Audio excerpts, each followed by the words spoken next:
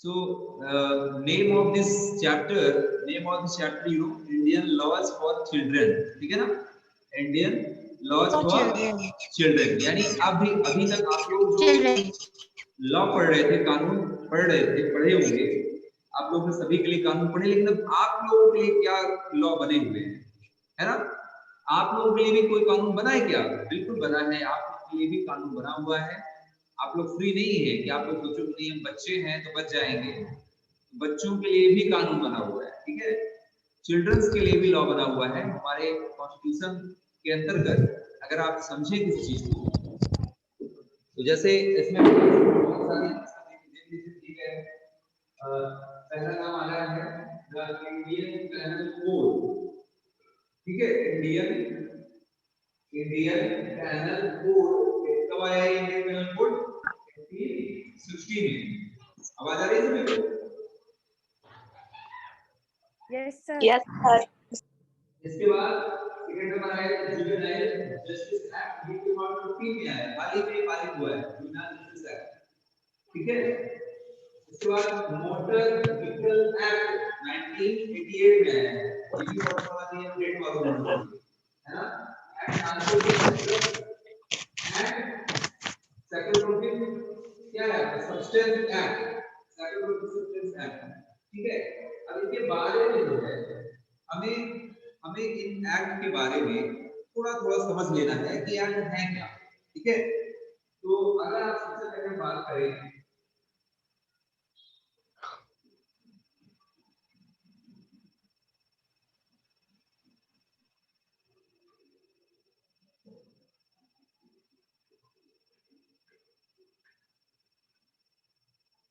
Constitution of India,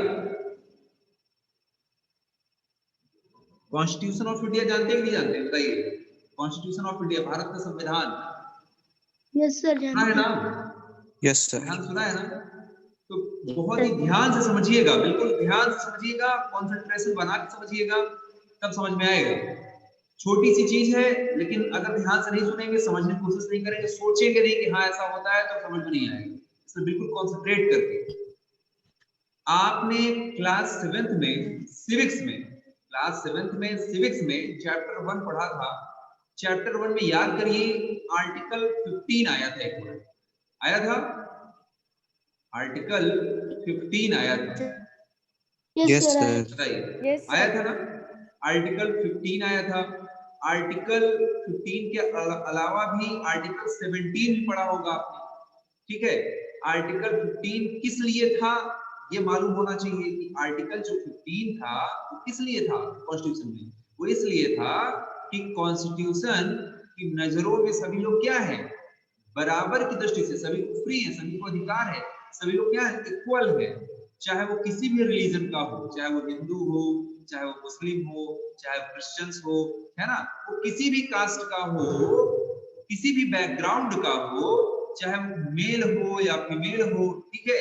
या कोई भी हो, सभी लोग क्या होंगे? कॉन्स्टिट्यूशन की नजरों में इक्वल होंगे, बराबर होंगे। कॉन्स्टिट्यूशन की नजरों में संविधान कहता है कि भारत में रहने वाले, इंडिया में रहने वाले सभी लोग, आर्टिकल 15 उनको आजादी दे रहा है कि भारत की नजरों में, भारत में जो कॉन्स्टिट्यूशन है, जो लॉ बनेंगे, जो कानून बनेंगे, उसमें कोई अंतर नहीं पैदा किया जाएगा। हाँ, उसमें कोई अंतर नहीं पैदा किया जाएगा, डिफरेंस नहीं पैदा किया जाएगा। अभी अंतर कहाँ की बात कर रहा हूँ? सरकार की, यानी गवर्नमेंट की, पुलिस की, जजेस की।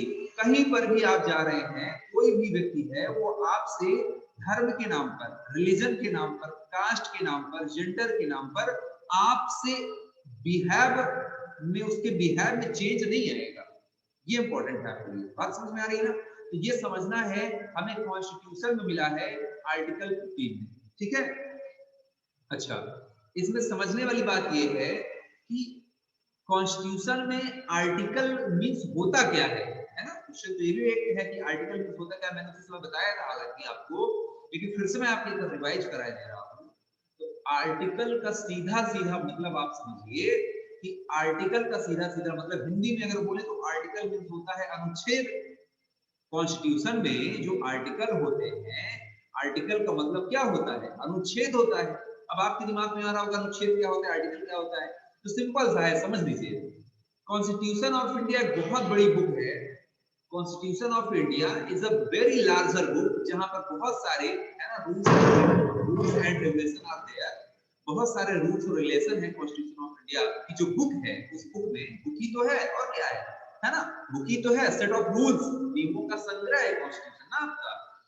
तो उस बुक में अगर कोई बात लिखी जाएगी कि भाई भारत के लिए कोई कानून बन रहा, जब हमारा देश आजाद हुआ था तो उसके बाद ही तो हम आपका है ना, उसी के जस्ट पहले से ही कॉन्स्टिट्यूशन बनने की जो कवायद थी शुरू हो गई। और कॉन्स्टिट्यूशन बना कब था, पूर्ण रूप से लागू कब हो गया था आपकी कंट्री में, रिपब्लिक डे के दिन, है ना, 26 जनवरी 1950। 26 जनवरी 1950 को आपका कॉन्स्टिट्यूशन पूर्ण रूप से आपके देश में अप्लाई हो जाता है, लागू हो जाता है। इसीलिए उस दिन रिपब्लिक डे के रूप में उसको मनाते हैं। पहली बात तो ये है। अब इस कॉन्स्टिट्यूशन में है क्या, मैंने बताया कॉन्स्टिट्यूशन में सेट ऑफ रूल्स हैं, नियमों के संग्रह है, एक प्रकार की बुक है, जिस बुक के हिसाब से आपकी जो पार्लियामेंट है देश में, संसद है, वहां कानून बनते हैं, इसी बुक के हिसाब से बनेंगे। इस बुक में जो नियम होंगे उसको तोड़ते हुए पार्लियामेंट में कोई कानून नहीं बनेगा। पार्लियामेंट में जब कोई कानून बनेगा इसी कॉन्स्टिट्यूशन के हिसाब से वहां बनेगा। ठीक है, ये बात समझ में यहाँ तक नहीं आ रही आवाज? Yes sir. आ रही है? अभी सुनते जाइए, अभी केवल ध्यान से सुनते जाइए। अभी मैं लास्ट में आप लोगों से डिस्कस भी कर लूंगा। अभी आपकी बात दिमाग में जो भी थोड़े बहुत डाउट होंगे ना, बड़े आराम से सब दूर हो जाएंगे। बस कहानी की तरह, स्टोरी की तरह से सुनते जाइए, स्टोरी की तरह आपको सुनते जाना है। फिर से रिपीट कर रहा हूँ, कॉन्स्टिट्यूशन ऑफ इंडिया, भारत का जो संविधान है, एक ऐसी बुक है, एक ऐसा प्लेस है, एक ऐसी बुक है जहां पर नियमों का संग्रह है, नियम है, रूल्स है। किसके लिए है रूल्स? देश के नागरिकों के लिए है, देश के लिए है, ठीक है ना, कि देश के लिए हम लोग को अधिकार दिए गए हैं, अगर हम लोग को राइट दिए गए हैं, ठीक है ना, हमारी सुविधा के लिए ही, हमारी सुविधा सुरक्षा के लिए ही कॉन्स्टिट्यूशन बना हुआ है। हमारी सुविधा और सुरक्षा के लिए, हमारे हितों की रक्षा के लिए, हमारे राइट के लिए भी, हमारे राइट अगर पूछा जाए कि हमारे राइट कहाँ है, तो कॉन्स्टिट्यूशन में है। हमारे सारे अधिकार कहाँ लिखे हैं? कॉन्स्टिट्यूशन में है। बात समझ में आ रही है ना? तो अब कॉन्स्टिट्यूशन में बहुत सारे नियम हैं, बहुत सारे। और मैं आपको बताऊं, कॉन्स्टिट्यूशन में इतने सारे नियम हैं कि कॉन्स्टिट्यूशन में अगर उसे कहानी की तरह लिखेंगे भी, तो कहानी की तरह लिखेंगे, मान लीजिए कहानी की तरह लिखा हुआ है कि भारत में एक संविधान होगा, इतने राज्य होंगे, ऐसा होगा, ठीक है ना, फंडामेंटल राइट्स दे रहे हैं हम, और दे रहे हैं ये सब कुछ। इतनी सारी बातें जब किसी बुक में हो जाएंगी तो बुक कितनी मोटी हो जाएगी, आप सोचिए, है ना, कितनी मोटी बुक हो जाएगी। तो समझने वाली बात यहाँ पर ये है कि अगर हमें दोबारा कभी कोई चीज की जरूरत पड़ गई कि लाइए अच्छा हम देखते हैं कि कौन सी बात कहाँ लिखी है, क्या हम ढूंढ पाएंगे? इतनी सारी बातें हैं, और उनमें से अगर हमें कोई एक बात निकालना है, कोई एक पॉइंट निकालना है कि लाइए देखते हैं कि ये वाला राइट कहाँ लिखा है, किस पेज नंबर पे लिखा है, तो क्या हम ढूंढ पाएंगे बुक में? बताइए। नो सर, नहीं ढूंढ पाएंगे, कठिन है ना, प्रॉब्लम होगी। लेकिन अगर उसी बुक में पेज नंबर डाल दिया जाए, अगर उसी बुक में क्या कर दिया, जैसे ये आपकी बुक है, ये आपकी बुक है, तो मान लीजिए कि ये आपका कॉन्स्टिट्यूशन है, मान लीजिए यही आपकी कॉन्स्टिट्यूशन बुक है, तो इस बुक को जब हम ढूंढेंगे, अगर हम इसमें क्या डाल दें, पेज नंबर डाल दें, क्या डाल दें, पेज नंबर। तो अगर हमने पेज नंबर डाल दिया तो हम बड़े आराम से क्या कर सकते हैं, ढूंढ सकते हैं, है ना। एक बार हम पता कर लेंगे कि भाई ये वाली जो बात है, ये वाली बात इस पेज नंबर में है, जो अगली बात है, जो ये वाली बात है, ये वाला राइट, जो ये अधिकार है, ये कानून है हमारा, वो इस पेज नंबर में लिखा है, तो हम बड़े आराम से ढूंढ सकते हैं। यही चीज मैंने आपको बताया था बेटा, कि जो पेज नंबर होते हैं, इन्हीं कॉन्स्टिट्यूशन के जो पेज नंबर हैं, उन्हीं पेज नंबर को आर्टिकल कहा गया है। उन्हीं पेज नंबर को क्या कहा गया है? आर्टिकल, या हिंदी में अनुच्छेद कहते हैं। समझ में आया?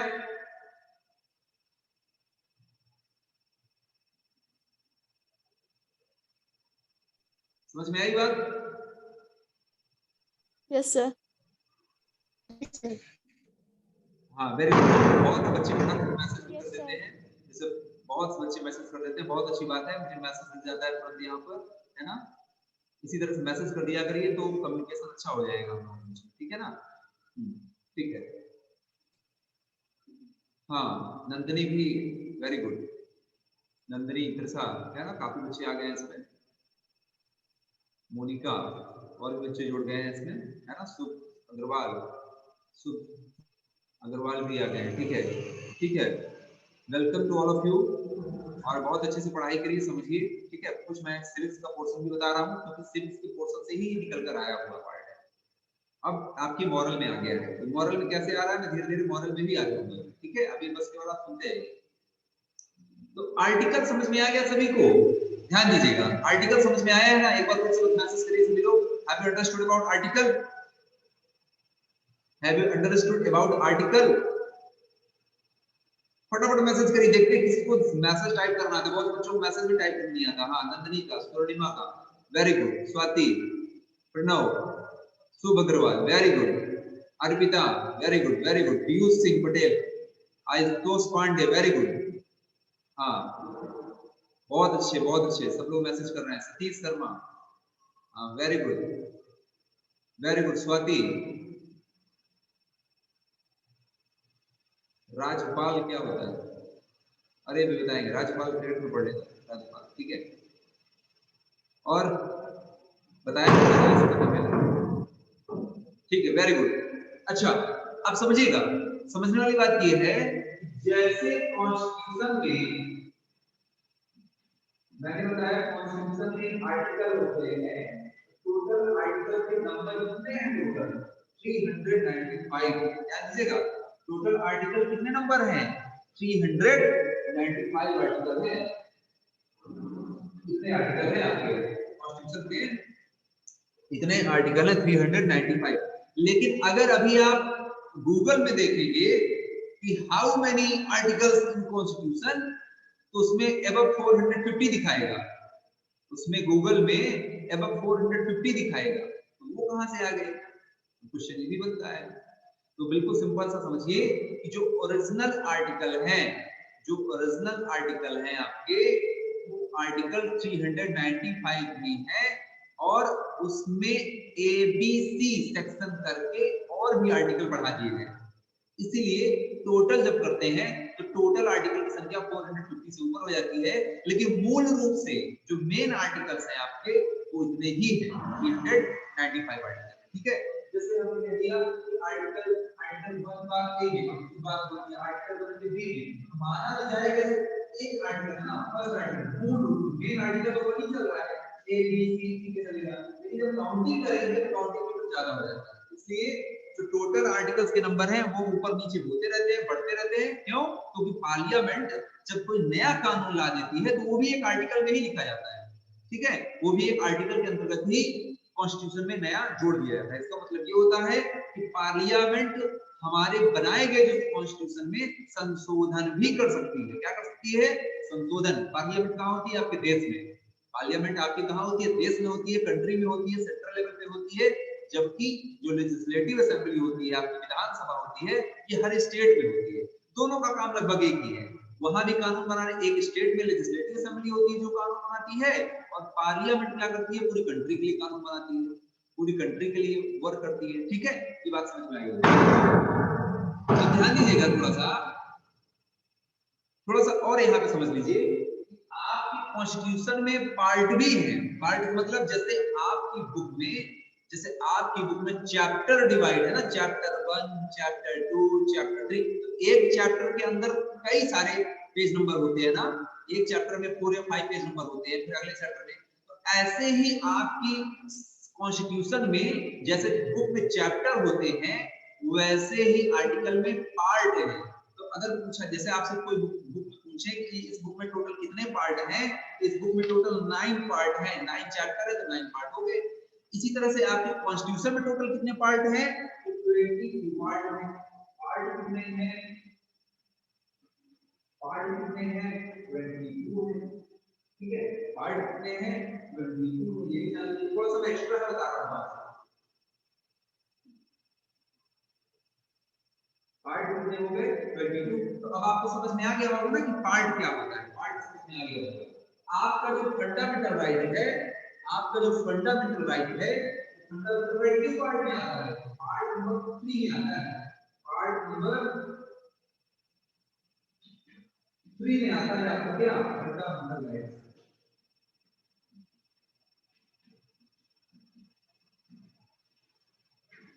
Fundamental right. फंडामेंटल राइट आपका पार्ट 3 में आता है। फंडामेंटल राइट आपसे पूछे फंडामेंटल राइट्स हमारे किस पार्ट में? पार्ट नंबर 3 में है। और पार्ट नंबर 3 यानी चैप्टर 3 के पार्ट नंबर 3 के किस आर्टिकल से लेकर किस आर्टिकल तक है, तो ये भी आपको मालूम होना चाहिए कि आर्टिकल फंडामेंटल राइट्स आर्टिकल क्या है? आर्टिकल 12 टू 35, ठीक है ना? आर्टिकल 12 टू 35 आर्टिकल के बीच में आपका फंडामेंटल राइट्स है। अगर पार्ट पूछा जाए किस पार्ट में है, तो पार्ट नंबर 3 में है। ये बात बेसिक नॉलेज है, केवल याद कर लीजिए।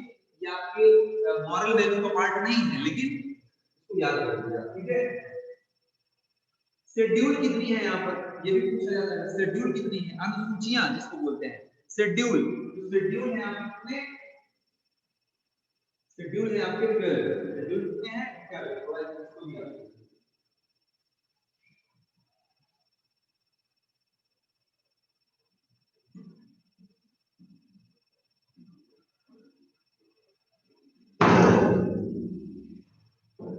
शेड्यूल कितने हैं? 12।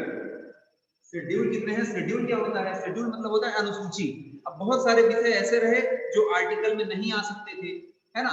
पेज ऑफ पार्ट में नहीं आ सकते थे। बहुत सारी बातें ऐसी थी जो अलग से अलग-अलग सब्जेक्ट है, जैसे सेंट्रल गवर्नमेंट का, बहुत से अलग-अलग सब्जेक्ट ऐसे रहे, जैसे सेंट्रल गवर्नमेंट कहाँ काम करेगी उसका सब्जेक्ट क्या है, स्टेट गवर्नमेंट कहाँ काम करेगी उसका सब्जेक्ट क्या है, लोकल गवर्नमेंट कहाँ काम करेगी उसका सब्जेक्ट क्या है। इन सब्जेक्ट को बताने के लिए कुछ शेड्यूल जारी किए गए। देयर आर 12 शेड्यूल आपके कॉन्स्टिट्यूशन में है, और उस 12 शेड्यूल में ये जब समय आएगा तो इसको बताया जाएगा। बस केवल आप नंबर याद कर लीजिए कि 102 पार्ट होते हैं कॉन्स्टिट्यूशन में, आर्टिकल 395 होते हैं, शेड्यूल कितने हैं? 12। इसको बस याद रखिए, ठीक है? अब इरेज कर दिया जाए इसको, बताइए, है ना? इरेज कर दे इसको, फिर आगे बताएं जो आपका चैप्टर में है।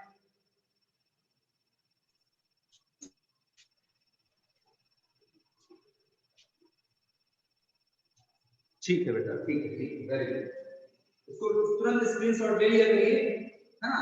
यू कैन टेक स्क्रीनशॉट लेके तुरंत आप लोग काम कर सकते हैं, या फटाफट स्क्रीनशॉट लेंगे तो फिर मोबाइल में बहुत सारा स्टोरेज पड़ेगा। इससे अच्छा है कि नोट भी कर सकते हैं, ठीक है? फटाफट पेन से नोट भी कर लिया करिए।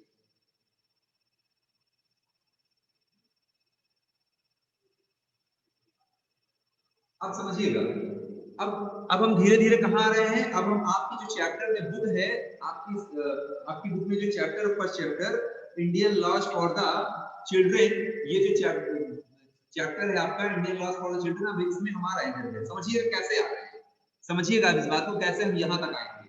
वो जो आने का हिस्ट्री है वो याद रखिएगा, ठीक है? हाँ, वो याद रखिएगा। एक इंपॉर्टेंट क्या है, हाँ बहुत अच्छी बात है, तो कुछ स्क्रीनशॉट ले लेते हैं, राइट कर लेते हैं। देखिए समझने वाली बात ये है कि जैसे कॉन्स्टिट्यूशन में आर्टिकल होते हैं, जैसे कॉन्स्टिट्यूशन में आर्टिकल होते हैं, रूल्स होते हैं, वैसे ही आपके कॉन्स्टिट्यूशन के अंतर्गत ही, कॉन्स्टिट्यूशन में जो नियम बनाए गए हैं उन्हीं नियमों के अधीन ही, उस नियम के बाहर नहीं, उस नियम के अंतर्गत ही दो तरह के लॉ देखने के लिए मिलते हैं। देखिएगा इसमें भी मैं आपको बता रहा हूँ, है ना? इसमें कुछ लॉ देखने के लिए मिलते हैं, कॉन्स्टिट्यूशन के अंतर्गत ही कुछ लॉ देखने के लिए मिलते हैं। कॉन्स्टिट्यूशन ऑफ इंडिया, ठीक है, इसके अंदर ही हमें कुछ लॉ देखने के लिए मिलते हैं, जैसे सिविल लॉ,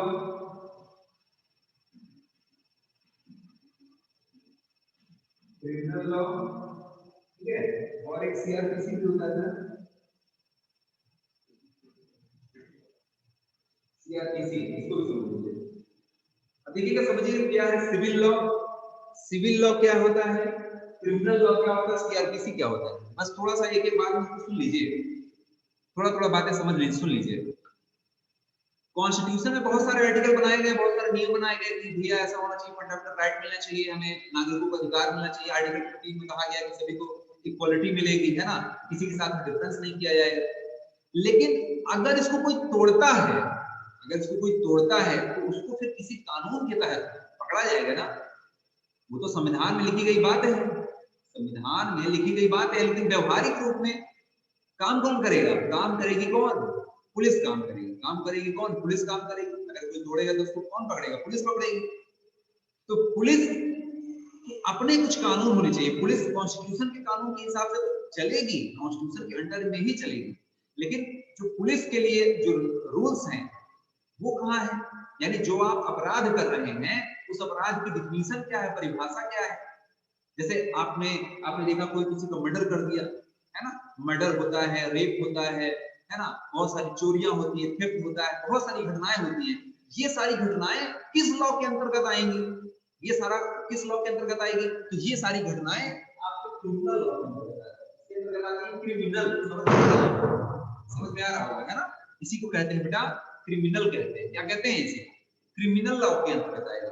यानी इस लॉ के अंतर्गत हम ये सारी चीजें पढ़ेंगे, क्रिमिनल लॉ के अंतर्गत। अच्छा, ये बात समझ में आ गई होगी। अब आपके दिमाग में आ रहा होगा सर ने सिविल लॉ पहले नहीं बताया, क्रिमिनल लॉ बता दिया। इसलिए बता दिया जिससे आपको थोड़ा जल्दी समझ में आए। सिविल लॉ में क्या आता है? सिविल लॉ में जैसे जमीन का कोई मुद्दा है, जमीन का कोई मुद्दा है, जमीन जायदाद में जो झगड़े होते हैं पारिवारिक में जमीन के लिए, ठीक है, वो सिविल लॉ में आएगा आपका। ठीक है, कॉन्ट्रैक्ट लॉ में भी आ जाता है, कॉन्ट्रैक्ट लॉ में भी वो आ जाता है। अभी मैं केवल आपको बेसिक बता रहा हूँ। कॉन्स्टिट्यूशन के अंतर्गत बहुत सारे लॉ, कॉन्स्टिट्यूशन के अंतर्गत बहुत सारे लॉ हैं जो कॉन्स्टिट्यूशन के लिए ही काम करते हैं। कॉन्स्टिट्यूशन के लिए ही काम करने वाले बहुत सारे लॉ हैं, लेकिन जो बेसिक लॉ है वो मैंने आपके सामने रख दिया। सिविल लॉ के बारे में बता रहा हूँ, इन्हीं के अंतर्गत सब आएंगे, इन्हीं के अंतर्गत सब आते हैं। सिविल लॉ में क्या आता है समझिए। सिविल लॉ में क्या होता है? सिविल लॉ में मैंने बताया जैसे कोई जमीन का मुद्दा है, कोई झगड़ा हो गया, वो सारी चीजें, ठीक है। दूसरा जैसे कोई मकान मालिक है ना, लैंडलॉर्ड है, और कोई टेनेंट है। टेनेंट का मतलब जो किराएदार पर है, वो मकान नहीं खाली कर रहा है, तो वो मकान नहीं खाली कर रहा है, तो ये वाला मुद्दा किसमें जाएगा? क्रिमिनल लॉ में जाएगा क्या? उसने कोई मर्डर किया है क्या? मर्डर वाला मुद्दा तो नहीं है, तो ये मुद्दा कहां जाएगा? क्रिमिनल लॉ के अंदर। अगर आपसे कोई पूछे भैया कोई मकान नहीं खाली कर रहा है, लड़ाई झगड़ा आपस में हो रही है और किसी चीज को लेकर, है ना, बहस हो रही है, जमीन वाला मामला है, तो आप बोले भैया सिविल लॉ में जाइए, ये मामला सिविल लॉ का है, क्रिमिनल लॉ का नहीं है, ये मामला सिविल लॉ का है। ठीक है, ये बात आपको पता होगी। तो सिविल लॉ के अंतर्गत क्या क्या मामले जाते हैं ये याद रखिए। सिविल लॉ के अंतर्गत क्या क्या मामले, सिविल का मतलब होता है नागरिक, सिविल शब्द यानी आम नागरिकों का जो जीवन है। सिविल भाई कहते हैं ना, सिविल बन गई, सिविल रहो यार। सिविल का मतलब होता है सभ्य रहो, सिटीजन से बनाया सभ्य रहिए, सिविलाइज रहिए। सिविलाइज का मतलब क्या होता है? सभ्य रहिए। जब आप असभ्यता करते हैं, सिविलाइज नहीं होते हैं, तो सारा मामला इसी में जा रहा है बेटा, सिविल लॉ में। लेकिन जब आप कोई घटना कर देते हैं, जब आप कोई घटना कर देते हैं, किसी का मर्डर कर दिया, है ना, कोई मर्डर हो गया, किसी को आपने मार दिया, किसी को आपने जान लेने की धमकी दे दी, ये सारे मामले जो होते हैं, रेप वाला मामला जो होता है ना, बहुत सारा आजकल इंडिया में आपने देखा होगा, रेप वाला मामला बहुत ही पॉपुलर हो गया है, काफी चलता है ये मामला, क्योंकि आए दिन हमें कुछ न कुछ कहीं ना कहीं घटना दिखाई देती है। तो ये सारा मामला आपको समझना चाहिए ना, रेप वाला मामला कॉन्स्टिट्यूशन के किस लॉ में जाएगा? तो आपके कॉन्स्टिट्यूशन ऑफ इंडिया के किस मामले में जाएगा? क्रिमिनल लॉ में जाएगा। किसमें जाएगा बेटा? क्रिमिनल लॉ में जाएगा। और सिविल लॉ का मैंने एग्जांपल बताई थी आपको। सिविल लॉ क्रिमिनल लॉ समझ में आ गया? ये बताइए, थर्ड बताता हूं, फटाफट मैसेज करें। Have you understood about civil law criminal law?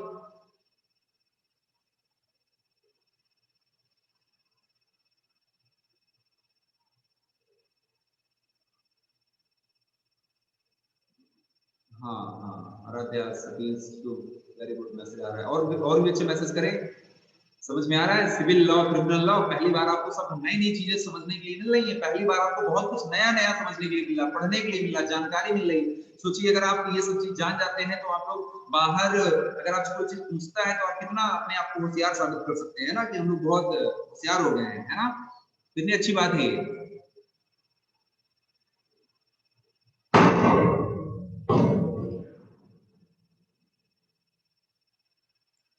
हाँ, वेरी गुड। तो क्रिमिनल लॉ समझ में आ गया, सिविल लॉ समझ में आ गया। अब देखिए एक मामला आता है आपका सीआरपीसी क्या है। सीआरपीसी का मतलब होता है criminal sorry court procedure code होता है, ये कोर्ट वाला मामला होता है, ये थोड़ा अलग है। मेन आपका यही है, मेन आपका सिविल लॉ क्रिमिनल लॉ होता है। तो सीआरपीसी को जान लीजिए, सीआरपीसी काम किसके अंतर्गत, कॉन्स्टिट्यूशन ऑफ इंडिया के अंतर्गत। इसमें होता ये है जब कोई क्रिमिनल लॉ के अंतर्गत कोई मामला पकड़ा गया, कोई मुजरिम पकड़ा गया, तो मुजरिम जब कोर्ट में जाता है तो कोर्ट का प्रोसीजर अलग होता है। कोर्ट का जो प्रोसीजर होता है, हाँ वेरी गुड, कोर्ट का प्रोसीजर बेटा अलग होता है। कोर्ट में जो प्रोसीजर होता है, जो कानून होते हैं, कोर्ट का मामला सबसे अलग होता है। तो वो सारा प्रोसीजर, भाई कोई मुजरिम गया, कोई कैदी गया जेल में, है ना, उसको पकड़ के ले जाया गया कोर्ट में, तो कोर्ट में जब वो मामला जाता है तो कोर्ट में अगर वहां पहुंच गया तो वहां का प्रोसीजर अलग होता है। वहां का जज जैसे ही गया मुजरिम, है ना, तो अगर उस जज ने कह दिया कि इसको जेल में डाल दो, तो जेल में जैसे ही जज ने डाला तो जुडिशियल रिमांड में आ जाता है। मतलब कोर्ट की निगरानी में वो कैदी आ गया। जब कोर्ट की निगरानी में कैदी आ गया, कोर्ट में उसको बुलाया जाता है, फिर उसकी तारीखें लगती हैं, ये सारा जो मामला होता है ये सीआरपीसी के अंतर्गत आ जाता है। क्यों? क्योंकि सिविल लॉ का मामला तो है नहीं, क्रिमिनल लॉ का मामला था, लेकिन अब ट्रांसफर किसमें हो गया है, जजों के यहाँ, कोर्ट के यहाँ। अब वो मामला किसमें पहुंच गया, सीआरपीसी पहुंच गया। ये बात समझ में आई कि नहीं?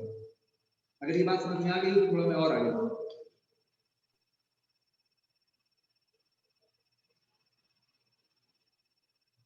ठीक है, वेरी गुड वेरी गुड। अब देखिएगा, अच्छा इस यहां तक किसी को क्वेश्चन पूछना है क्या? किसी को क्वेश्चन पूछना है सर? हाँ नो सर। सर ये थोड़ा सीआरपीसी का समझ में नहीं आ रहा। सीआरपीसी का मतलब होता है court procedure code, full form होता है कोर्ट प्रोसीजर कोड। इसका सीधा सीधा मतलब ये है कि जब क्रिमिनल लॉ में कोई व्यक्ति क्रिमिनल हो गया, क्राइम कर दिया, तो उसके बाद जब वो कोर्ट में गया तो वहां का जो सिस्टम होता है, वहां का जो रूल्स रेगुलेशन होता है वो अलग होता है। वो कॉन्स्टिट्यूशन ऑफ इंडिया, भारत के संविधान के अंतर्गत ही जो आरोप लगेगा उसके ऊपर, जो उसको कैदी ठहराया जाएगा, तो कोर्ट का सिस्टम अलग होता है, वो एक अलग मैटर होगा। अभी मैं थोड़ी देर में और आपको समझ में आ जाएगा। मैं भी और नई चीजें बताने वाला हूँ इसी में, कि सिविल लॉ में कौन कौन से मामले आते हैं, क्रिमिनल लॉ में कौन कौन से मामले आते हैं, वो तो मैंने बता ही दिया, लेकिन कौन कौन सी धाराएं लगती हैं, कौन कौन सी धाराएं लगती हैं, वो चीज मैं बताने वाला हूँ। ठीक है, सेक्शन कौन सा लगता है ये मैं आपको बताने वाला हूँ। हाँ बेटा, सर धारा का मतलब होता है? हाँ बस यही चीज, यही बताने वाला हूँ। अभी बताया नहीं है, अभी बताऊंगा तो समझ में आ जाएगा। अच्छा मैं आप लोगों से एक चीज ये कहना चाह रहा हूँ कि आप लोगों की जो क्लास है बेटा, ये जूम पे चल रही है, और जूम में क्या होता है, टाइमिंग फिक्स होती है, आप सभी को मालूम होता है, टाइमिंग फिक्स होती है। तो मैं अगर कंटिन्यू पढ़ाना चाहता हूँ 1 घंटे 1.5 घंटे 2 घंटे, तो मैं नहीं पढ़ा सकता हूँ, बीच में एंड हो जाएगा। 5 से 10 मिनट के लिए आपको रुकना पड़ेगा, 5 मिनट के लिए, फिर से आप लोग फटाफट ज्वाइन कर लीजिएगा। मुझे बार बार कहना न पड़े, मैं मैसेज कर दूंगा हालांकि, लेकिन अभी थोड़ी देर में 2 मिनट बाद क्लास आपकी एंड होने वाली है। ठीक है, तो कभी कभी क्या होता है, मैं आपसे बताना भूल जाता हूँ, अचानक से एंड हो जाती है क्लास, अचानक से एंड हो जाएगी। ठीक है, तो हाँ मीट में टाइम नहीं सेट होता है। हाँ उसमें टाइम केवल 40 मिनट का टाइम सेट होता है, उसमें 40 मिनट से ज्यादा का टाइम सेट नहीं होता है। आप लोग जूम में क्लास कई बार लेते तो जानकारी होगी आप लोगों को कि जूम में क्लास जो होती है अपने आप एंड हो जाती है। तो इसलिए मैं आपसे ये कहना चाहूँ, हाँ अचानक से एंड हो जाती है, तो फटाफट अभी मैं खुद अपने तरीके से एंड किए दे रहा हूँ, अपने एंड से एंड किए दे रहा हूँ, जिससे 1 मिनट बाद अचानक से तो बंद हो जाए। अपने तरीके से एंड किए दे रहा हूँ। 5 मिनट का टाइम है, आपको 5 मिनट से पानी वानी पी लीजिए थोड़ा घर में, है ना, और चाय मंगवाना हो तो घर में मंगवा लीजिए, और बस पीते जाइए। बस 5 मिनट बाद फिर से मैं आप लोगों से जुड़ जाऊंगा, और इसके बाद मैं बताऊंगा धारा क्या होती है, जो आपने क्वेश्चन पूछा ना कि सेक्शन क्या होता है, सेक्शन क्या होता है, धारा सर आप थोड़ा सा आगे से हट जाइए, हम स्क्रीनशॉट ले लें। किस धारा के तहत किस क्या होता है ना, ये सारी चीजें आपको मुझे बताने वाला हूँ। ठीक है ना, बड़ा इंटरेस्टिंग टॉपिक है ये, और ये जो चैप्टर है आज ही इसको फिनिश करना है, तो आपको कहीं मत जाइएगा। अगर आप कहीं गए तो आपको लॉस होगा। ठीक है, इस चीज का विशेष ध्यान रखिए। सर थोड़ा सा आगे से हट जाइए। सर सुनिए थोड़ी सी, बताओ नंदनी पहले। सर खींच लिया। Thank you sir. Okay sir. बस इसको खींच कर मोबाइल में एक जगह अपना स्टोरेज मत फुल करिएगा, डेटा मत फुल करिएगा, इसको पढ़िएगा भी, इसको नोट भी कर लीजिएगा। चलिए ठीक है, अभी एंड करते हैं। जस्ट 5 मिनट जल्दी खोलिएगा क्लास। हाँ 5 समय लगेगा ना, ये थोड़ा सा समय लगेगा 5 मिनट बाद। ठीक है, यस सर। Thank you.